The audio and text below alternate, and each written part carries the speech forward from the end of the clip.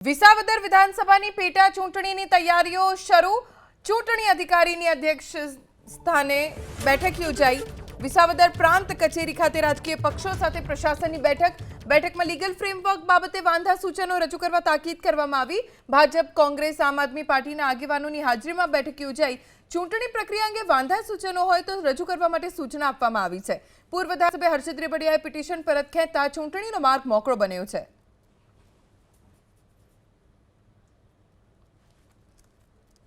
Election સાથે જોડાયેલા તમામ સ્ટેક હોલ્ડર્સ છે, પછી મતદારો હોય, પોલિટિકલ પાર્ટી હોય કે ગવર્મેન્ટ ઓફિશિયલ્સ હોય, એમની સાથે સંપર્ક કરી અને કઈ રીતે આપણે ઇલેક્શનને વધુ બેટર બનાવી શકીએ એ માટે જે ઇલેક્શન કમિશન જે કામ કરી રહી છે, એક પ્રોપર લીગલ ફ્રેમવર્કમાં કામ કરી રહ્યું છે। એ જ લીગલ ફ્રેમવર્કમાં રહી અને એની અમલવારીમાં પડતી મુશ્કેલીઓ અને એના નિવારણ માટે પોલિટિકલ પાર્ટી સાથે કન્સલ્ટ કરવા માટે મિટિંગ રાખવામાં આવેલ છે।